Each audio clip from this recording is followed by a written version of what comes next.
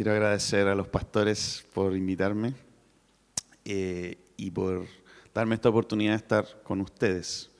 Yo llegué a la quinta región, particularmente a Valparaíso, hace 5 años atrás. Yo vivía en Santiago junto a mi esposa Jolie. Y Dios nos habló acerca de venirnos a Valparaíso a plantar una iglesia. Y lo que Dios nos habló es acerca de la bohemia, ¿ya? Entonces dijimos, ¿qué mejor lugar que Valparaíso? Así que ahí estamos y tenemos todo un proyecto distinto para acercarnos a estas personas. Y ha sido súper lindo ver lo que Dios hace en medio de estas personas. No hay nada más hermoso que ver a una persona recién convertida, ¿no es cierto?, empezar a aprender todas las cosas del Evangelio. A las predicaciones, por ejemplo, le dicen disertación,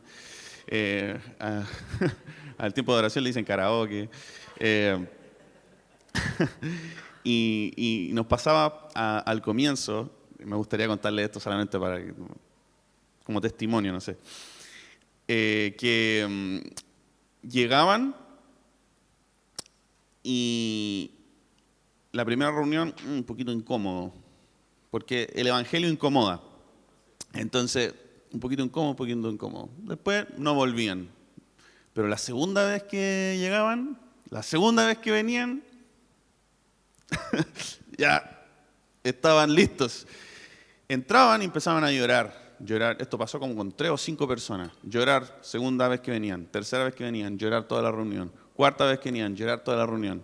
Hasta que después se acercaban a preguntarnos, porque nosotros los dejábamos ahí piolita, no éramos tan incisivos, por así decirlo. Entonces después ellos se acercaban a preguntar, explícame por qué lloro cada vez que entro a este lugar.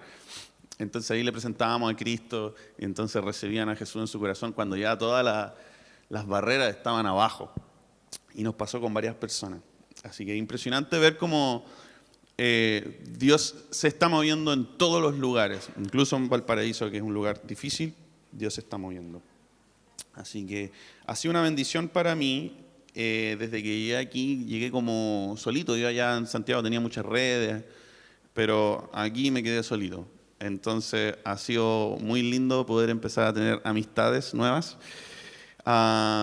Y agradezco al Señor por esto que Él está trayendo a mi vida, porque realmente ha sido una bendición. Bien, quiero hablarles sobre un concepto trillado, ¿ya?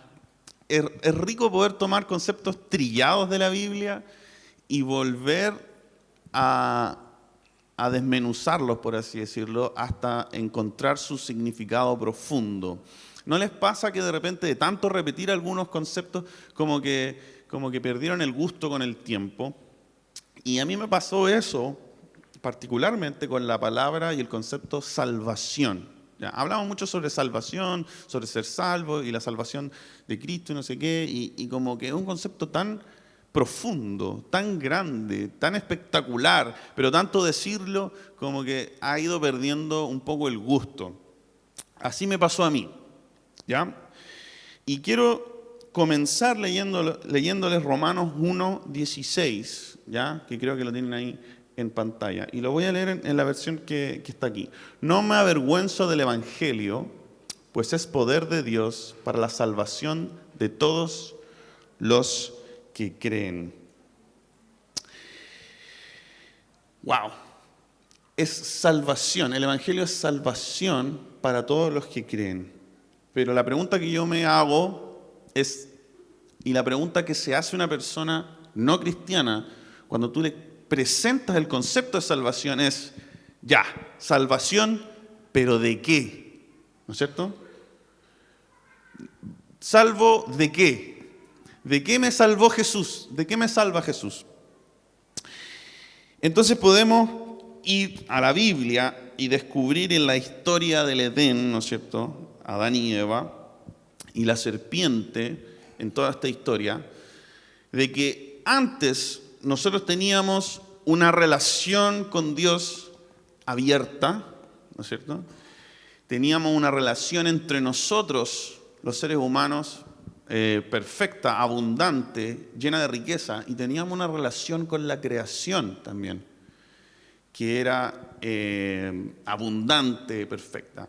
Y luego de la caída, ¿no es cierto?, cuando todo este evento de la serpiente, se rompen todas esas relaciones. Hay un exilio del Edén. Se rompen las relaciones entre Adán y Eva también, ¿no es cierto? Comienza esta relación de dominación, que se le podría decir machismo, ¿no es cierto? Y un montón de otras cosas empiezan a suceder después de la caída. Y también se rompe la relación con la creación, ¿no es cierto? Cuando Dios le dice, con el sudor de tu frente, ¿no es cierto?, vas a trabajar la tierra y la tierra te va a producir espinos y malezas. Entonces, se rompen todas estas relaciones y eso es el pecado, ¿ya? Por consecuencia del pecado, las relaciones se rompen.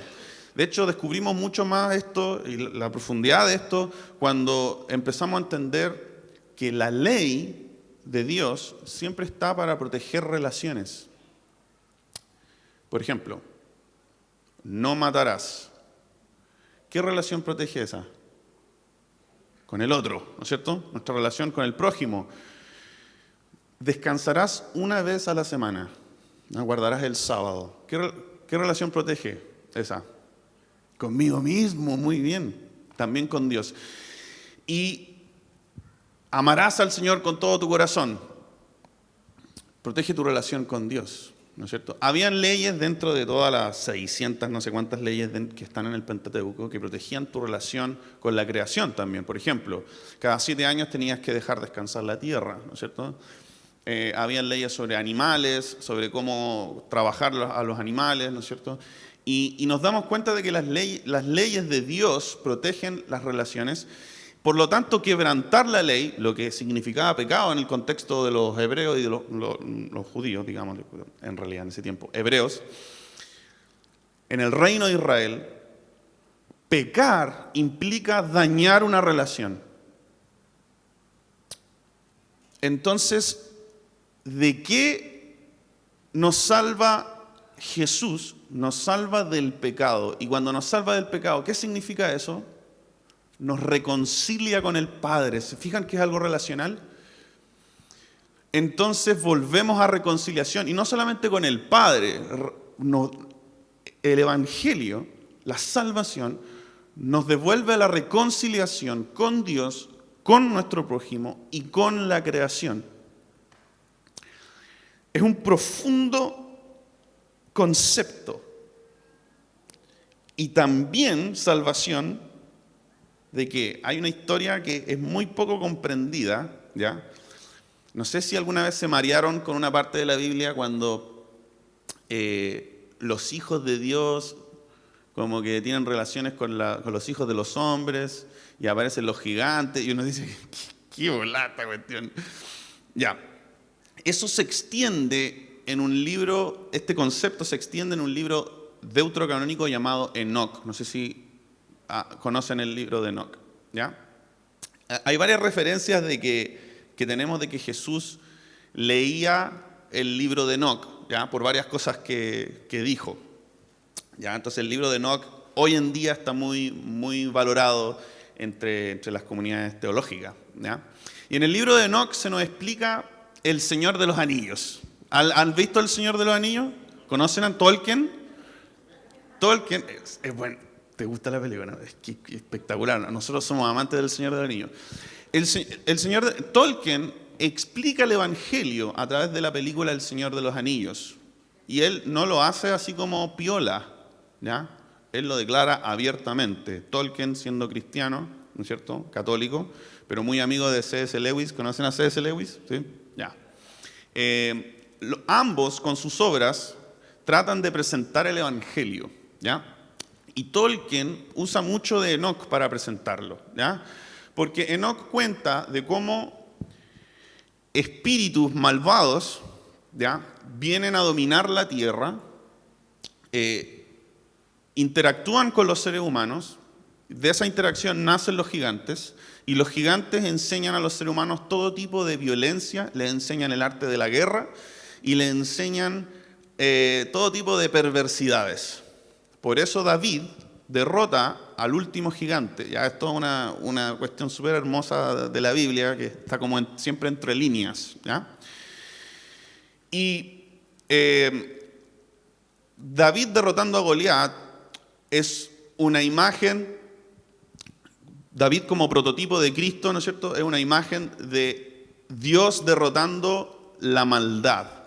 Y la serpiente en el Edén representa este espíritu maligno, ¿no es cierto?, del que tienta a Adán y Eva, ¿no es cierto? Y después esta historia de los gigantes más adelante, y después la Torre de Babel más adelante. La Biblia nos cuenta cómo los seres humanos estamos bajo opresión, ¿ya? Estamos bajo opresión de espíritus que nos dominan y nos incentivan hacia la maldad. Entonces, cuando hablamos de salvación, hablamos de ser salvos de dos cosas. Por un lado, del pecado, y por otro lado, de esta opresión, ¿ya?, que está sobre los seres humanos, que nos lleva a la maldad, ¿ya?, y exacerba el problema. ¿Me siguen o no? Ya. Luego, la Biblia nos presenta, después de presentarnos el problema en Génesis, la Biblia nos empieza a presentar otras historias, como por ejemplo la historia de Moisés, ¿no es cierto? Y de cómo Moisés trae liberación al pueblo. También nos presenta la historia de los jueces. ¿Conocen a los jueces? Sansón, ¿no es cierto?, Gedeón. Y aquí en la Biblia empieza a aparecer este concepto salvación, ¿ya? Otro que empieza a aparecer es David, ¿no es cierto?, cuando conquista toda la tierra prometida, ¿no es cierto? Y él trae salvación a el pueblo de Israel de la opresión de los enemigos. Moisés trae salvación, ¿no es cierto?, al pueblo de Israel de la opresión de Faraón.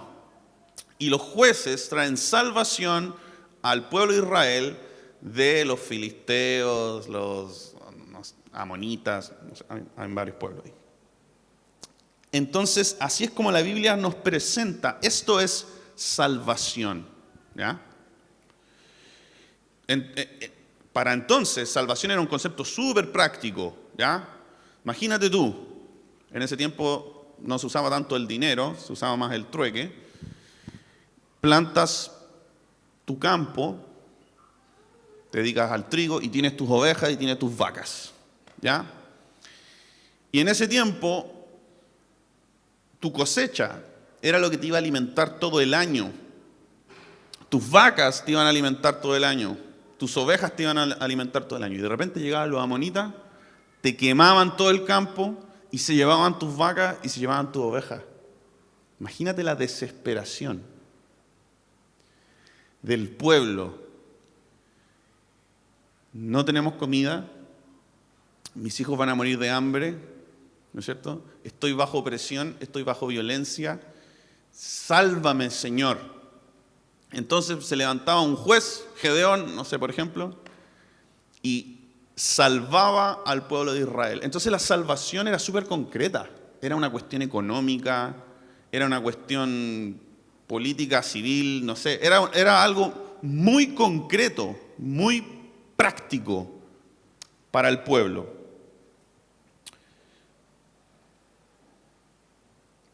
Todos estos personajes, David, Gedeón, ¿no es cierto?, Sansón, los jueces, Moisés, todos son prototipos, bosquejos de la persona de Cristo. En la Biblia, la palabra salvación nunca fue algo puramente espiritual. No es solamente espiritual, a eso me refiero. Más bien, se trata de la transformación de una realidad de cautividad por medio de un poder espiritual. Porque vemos que Sansón tenía fuerza sobrenatural. vemos que Moisés, ¿no es cierto?, trae plagas sobrenaturales. Entonces siempre hay una intervención sobrenatural afectando la realidad de opresión, de cautividad. Es la espiritualidad invadiendo mi realidad. ¿No es cierto?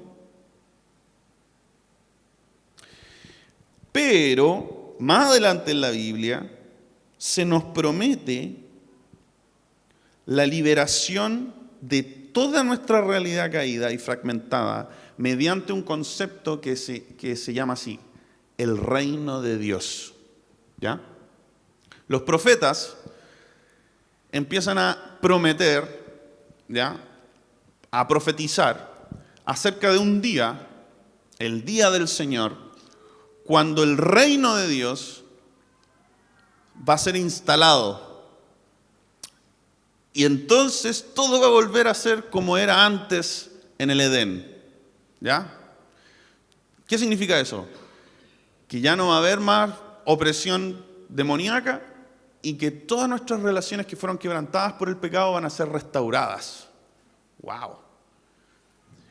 Y los profetas son súper incisivos en decir cómo va a ser esa realidad. Va a ser abundante, ¿no es cierto? Ya no va a haber pobreza, no va a haber corrupción. Dice que el niño va a andar con el león, ¿no es cierto? Entonces hay una reconciliación completa. Y la Biblia nos presenta el reino de Dios como aquella realidad donde la salvación está al 100%, ¿no es cierto? Está completa, porque incluso en el reino de Israel, aunque los israelitas vivían esa salvación de Dios, no la vivían al 100%, porque dentro de ellos había pecado todavía, ¿no es cierto? Porque el reino de Israel era también un anuncio profético del reino venidero de Dios. ¿Me entienden o no? Es Dios diciéndonos, miren, más o menos así sería. Bien. Entonces aparece Jesús en la historia, predicando y proclamando el Evangelio. ¿Ya? Evangelio viene de una palabra griega que viene de una palabra hebrea, ¿ya?,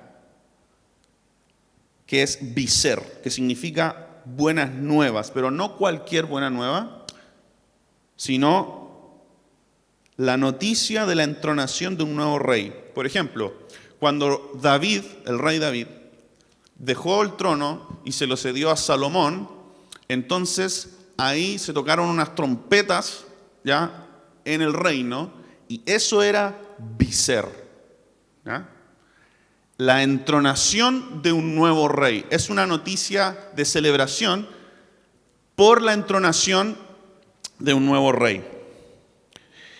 Entonces, ¿qué significa la palabra evangelio? ¿Qué significa el evangelio de Jesús? El buen mensaje de la venida del rey y su reino. ¿Y qué es el reino?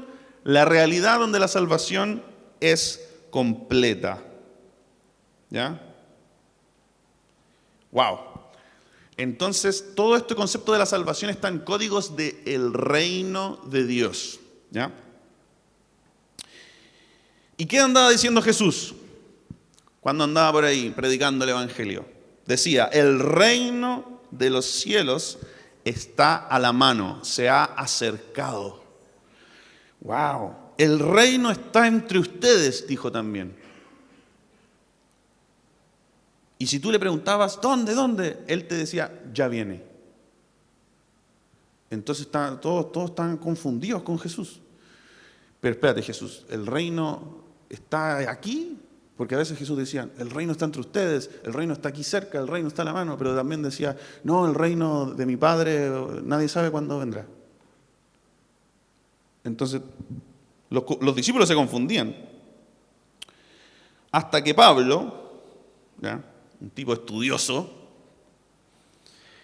parece entenderlo con mucha claridad y nos dice lo siguiente. Nos habla en Hebreos 6, del 4 al 6, aquellos que han sido una vez iluminados, que han saboreado el don celestial, y quiero hacer hincapié en esa palabra, saboreado, que han tenido parte en el Espíritu Santo y que han experimentado la buena palabra de Dios, y dice, y los poderes del siglo venidero.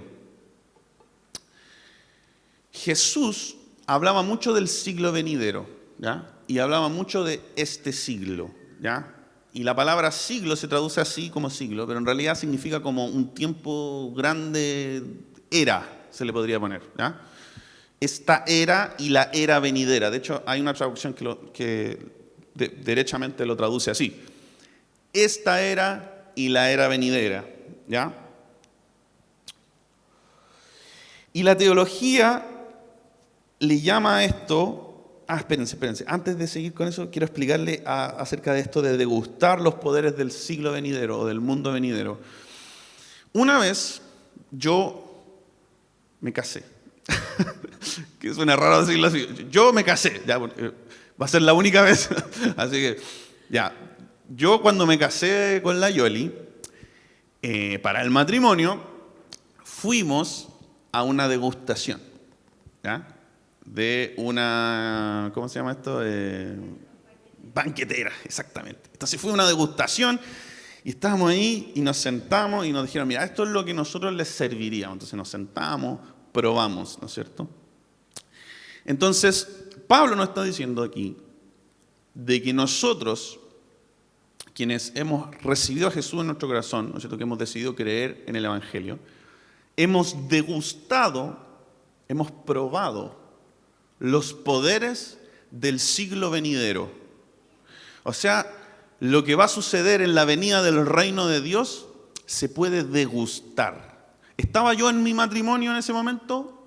No. ¿Estaba casado? No. ¿Qué estaba haciendo? Estaba probando cómo iba a ser mi matrimonio en el futuro. ¿Me entienden o no? Entonces, Pablo nos dice que nosotros hoy probamos los poderes de lo venidero. Y por eso Jesús decía, el reino está a la mano, está aquí, lo podemos tocar, pero viene. ¿Cómo es la cuestión? ¿Entendieron o no? Ya, vamos a seguir avanzando. La teología le llama a esto del siglo venidero y el siglo presente, le llama dualismo escatológico, ¿ya? Que es una palabra muy complicada para en realidad decir de que hay una era que viene y hay una era presente. Y hay una diferencia entre esas dos eras. En la era venidera está el reino de Dios, con todo lo que significa la salvación, donde no va a haber dolor y va a ser secada toda lágrima, ¿no es cierto? Y Jesús va a ser nuestro sol de justicia y todos esos problemas van a ser solucionados. Y está la era presente, dominada por los espíritus malvados, por Sauron, ¿ya? Para los que han visto la película. La era presente dominada por Sauron, ¿ya? En donde nosotros, los cristianos, no somos de este mundo, sino que somos del mundo venidero, pero estamos aquí en este mundo levantando una lucha contra este siglo, ¿ya? Donde el pecado domina y donde domina el Dios de este mundo, ¿no es cierto? Y donde Satanás tiene autoridad. Cuando Jesús, no más autoridad que Dios, pero sí tiene derecho en este mundo, obviamente, ¿ya? Aclarando. Cuando Jesús fue tentado, ¿no es cierto? Satanás le dice, todo esto te lo daré, ¿no es cierto? Todos estos reinos te lo daré. ¿Por qué? Porque a mí me ha sido entregado. Entonces, vemos que en este siglo hay un dualismo entre ambas eras, ambos siglos o ambos mundos. Estoy usando todas las palabras que traducen diferentes traducciones. Esta era y la era venidera. Y hay un dualismo, un conflicto entre ambas. Oscar Cullmann, un gran teólogo, ha expuesto correctamente la idea de que el dualismo escatológico es la infraestructura más importante de la historia redentora. Es la forma en que entendemos mejor este fenómeno, Y George Ladd, otro teólogo que a mí me encanta, en su libro Teología del Nuevo Testamento, lo explica de la siguiente manera. Y quiero que me sigan, no sé si está George Ladd lo explica así. La naturaleza de este siglo es una que se contrapone al siglo venidero y al reino de Dios. ¿Ya? Así se presenta en la parábola del sembrador. El sembrador siembra la semilla, que es la palabra del reino, según Mateo 13:19, y la palabra parece echar raíz en muchas vidas, pero las preocupaciones de este siglo la ahogan de modo que resulta estéril. ¿Ya? Entonces, si se fijan, en la parábola de la semilla, el sembrador siembra la semilla, pero dice Jesús, las preocupaciones de este siglo la ahogan. Entonces hay una antagonía, ¿no es cierto?, entre este siglo y el siglo venidero. Este siglo intenta ahogar la semilla. Pablo va más lejos aún que las palabras de Jesús y habla acerca del presente siglo malo. ¿Ya? En Gálatas 1, versículo 4, le pone el nombre malo, presente siglo malo. La sabiduría de este siglo no puede alcanzar a la de Dios. ¿Ya? Eso aparece en 1 Corintios 2:6. Exhorta a los romanos a que no se conformen a este siglo, sino que se transformen con el poder nuevo que actúa en aquellos que creen en Cristo, ¿no es cierto? Entonces vemos esta antagonía entre este siglo y el siglo venidero. En resumen, dice George Ladd, este siglo que se extiende desde la creación, desde la caída hasta el día del Señor, ¿ya? Cuando Jesús venga por segunda vez, que en los evangelios se designa en función de la segunda venida de Cristo, de la resurrección y el juicio. Es el siglo de la existencia humana caracterizada por debilidad, mortalidad, mal, pecado y muerte. El siglo venidero verá la realización de todo lo que significa el reino de Dios y será el siglo de resurrección en la eterna vida del reino de Dios. Cada detalle de los evangelios apunta hacia la idea de que la vida en el reino de Dios en el siglo venidero será vida aquí en la tierra. ¿Ya? Entonces, ¿hay cachado ese concepto de que cuando nos morimos nos vamos al cielo? Es como que nos vamos a otro lugar. No entiendo cómo funciona la cuestión temporal, pero hay un consenso teológico de que ese lugar, el reino de los cielos, va a ser aquí en la tierra, ¿ya? Porque vemos la Nueva Jerusalén bajar y no sé qué. Bueno. Entonces todos nos imaginamos como estar en las nubes con unas alitas que nos van a salir no sé por qué, y como con una argolla aquí arriba, ¿no es cierto? Pero esa es una imagen de la cultura pop, ¿ya? No es lo que la Biblia nos enseña.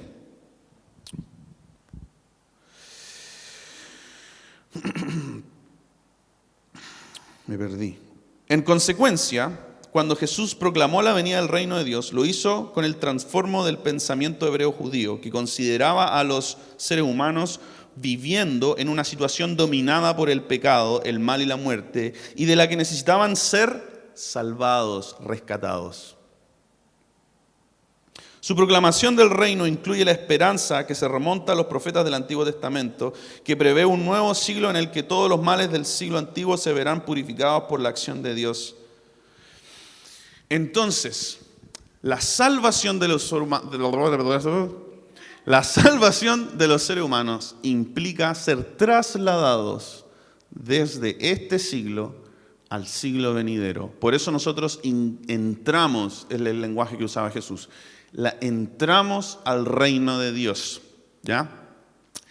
Y hay algunos que han llevado este concepto más lejos, ¿ya? Aquí ya deja de ser teológico, pero a mí me gusta igual, que hablan de que Jesús es como un viajero en el tiempo, ¿ya? ¿Por qué? Porque Él vino desde el siglo venidero al presente siglo malo, ¿no es cierto?, a traer las bendiciones del reino, de lo que va a ocurrir en el futuro. Entonces, es como nosotros los cristianos decimos, dentro del contexto de mis amigos, somos traficantes del futuro, porque nosotros traemos el futuro, una degustación del futuro. Entonces, cuando tú oras por una persona, ¿ya?, que necesita sanidad en su cuerpo, en el futuro esa persona ya está sana, ¿no es cierto? ¿Amén? Amén. Pero en el presente, no. ¿Y qué hacemos? Traemos una bendición del siglo venidero al presente siglo malo. Y le decimos a esa pierna, sé sana en el nombre de Jesús. Cuando Jesús obra en milagros y en poder, lo que Él está haciendo es irrumpir en el siglo presente, trayendo las bendiciones del siglo venidero. ¿Amén? ¡Wow! ¡Qué bacán! Ya, ahora voy a cerrar con esto, que es lo exquisito. Todo este era el contexto para que entiendan, ¿ya? Hay una palabra espectacular. Espera, tengo que leer esto. La salvación de Jesús es la venida del reino que viene desde el futuro, adelantándose para confrontar el presente siglo malo. ¿Ya? Conclusión. Listo. Ahora les voy a hablar de una palabra que me encanta, que es sozo. ¿Han escuchado la palabra sozo? Se ha puesto como de moda últimamente, seguramente han escuchado. Sozo es una palabra griega, ¿ya?, para salvación, para la palabra salvación. Pero tiene una particularidad, que sozo es intercambiable con sanidad. ¿Ya? Se emplea 16 veces en la historia de sanidad de Jesús. Sozo.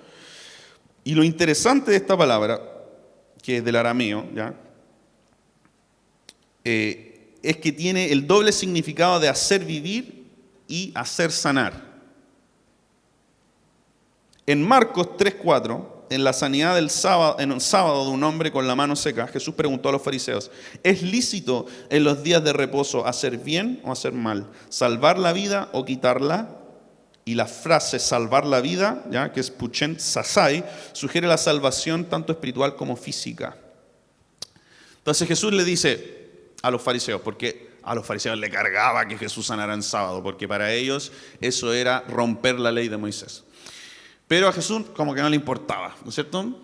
Y lo hacía, yo creo, hasta incluso para provocarlos, ¿cachai? Entonces veía a alguien así que necesitaba ser sanado,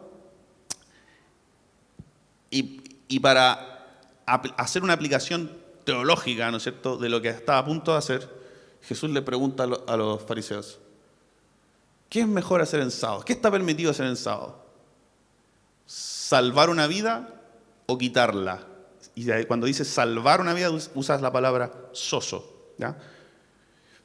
Pero en realidad está sanando, ¿no es cierto? Pero también está salvando, pero está sanando, pero está salvando. Entonces, en otros conceptos, ¿no es cierto?, cuando sana, Él dice, tus pecados han sido perdonados.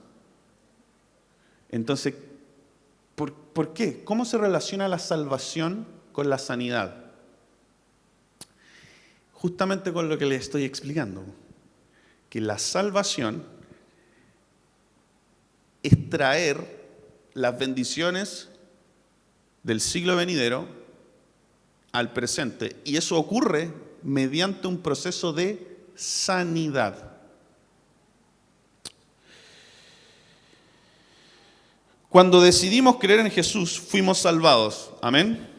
Eso está en Marcos 16:16. Es decir, la liberación del pecado, de la enfermedad, de la mentira, del temor, la muerte, la desintegración.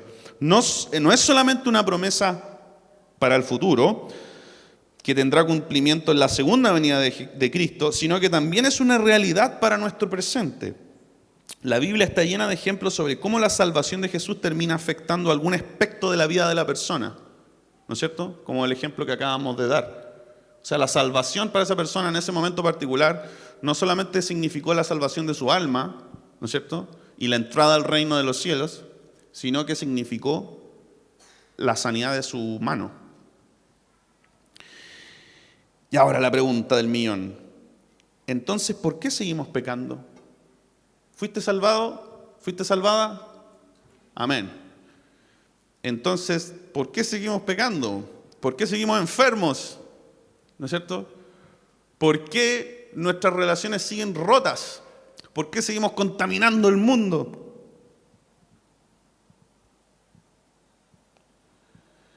¿Por qué aún luchamos con la injusticia? ¿Por qué aún luchamos con la enfermedad? Y aquí está el truco.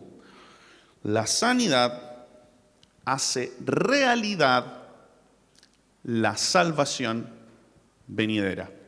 Lo voy a repetir. La sanidad hace realidad la salvación venidera. Ejemplos. Por medio de la salvación de Jesús, los cristianos podemos vivir en santidad. Romanos 12:1. Amén. Cuando el Espíritu Santo te toca, Él te santifica y entonces dice Pablo, el pecado ya no tiene poder. Amén. ¿Cómo hacemos esto una realidad en nuestra vida? Por medio de la sanidad de nuestros deseos, de nuestras emociones, de nuestra mentalidad, lo que nos empodera para vivir en santidad. ¿Me entienden o no? Y esto es lo que pasa mucho dentro de la iglesia. Que nosotros recibimos la salvación, pero esa salvación no se ha vuelto una realidad todavía. Está en el futuro. En el futuro tú no vas a pecar, ¿ya? Eso está asegurado, ok. Pero hoy pecas. ¿Cómo hacer realidad ese futuro en mi vida hoy? ¿Cómo empezar a vivir una vida de santidad por medio de un proceso de sanidad a nuestras emociones, de sanidad a nuestra mente, tal vez sanidad a algún trauma, alguna cosa que te tiene cautivo, que tiene atado a tu mente, que tiene atado a tus deseos? ¿Me entienden o no? Ya. Segundo ejemplo. Por medio de la salvación de Jesús podemos recuperarnos de la enfermedad. ¿No es cierto? Eso está en Santiago 5:15. Si alguien está enfermo, pongan sus manos y serán sanados, dice. Wow. ¿Cómo hacemos esto una realidad en nuestra vida? Por medio de la sanidad al cuerpo. Tenemos que hacerlo. Tú puedes haber recibido a Cristo en tu corazón y no estar viviendo ninguna de las realidades del reino venidero. Tú puedes haber sido salvado por gracia, pero vivir cautivo bajo la realidad del presente siglo malo. A menos que alguien venga y ore con poder en contra de esa realidad para que esa realidad deje de tener poder sobre tu vida. ¿Me explico, no? Y esto es heavy, porque muchos cristianos vivimos atados al presente siglo malo. Muchos cristianos vivimos sin hacer realidad la salvación de Jesús. Muchos vivimos nuestra vida así como aceptándola como es y no haciendo realidad la promesa de salvación que tenemos hoy, que podemos degustarla, podemos probarla. Yo pastoreé jóvenes como 10 años antes de ser pastor aquí hoy. Y una de las razones por las que los jóvenes se rebelan, los jóvenes cristianos se rebelan contra sus padres, es porque ven incongruencias. Es porque la salvación, el evangelio del que me hablan, no es una realidad. Y mucho de eso sucede porque creemos en el evangelio, creemos lo que va a suceder en el futuro, pero no lo hacemos una realidad hoy. Y eso lo logramos mediante el proceso de sanidad. Otro ejemplo, por medio de la salvación de Jesús, nuestras relaciones pueden ser restauradas, ¿no es cierto? Marcos 11:25. ¿Cómo hacemos una realidad esto en nuestra vida? Por medio del perdón. Por eso Jesús era tan pesado con que perdonásemos a nuestros hermanos. Porque el perdón es reconciliación, perdón es sanidad de nuestras relaciones. Entonces puede que tú recibas a Jesús en tu corazón y digas, ¡ah, qué rico! Pero si no perdonas, nunca vas a hacer realidad la reconciliación. ¿Me entienden o no? Entonces, me gustaría volver a leer a Pablo, que nos dice, no me avergüenzo del Evangelio, pues es poder de Dios. Poder de Dios. ¿Por qué poder? Porque hay una confrontación allí. Hay un conflicto. Si no, no habría la necesidad del uso del poder. No me avergüenzo del Evangelio, pues es poder de Dios para la salvación de todos los que creen. Y quiero leer este último versículo. No anoté la cita, perdón. Hermanos amados de Dios, sabemos que Él los ha escogido, porque nuestro evangelio les llegó no solo con palabras, sino también con poder, es decir, con el Espíritu Santo y profunda convicción. Les voy a contar un pequeño testimonio.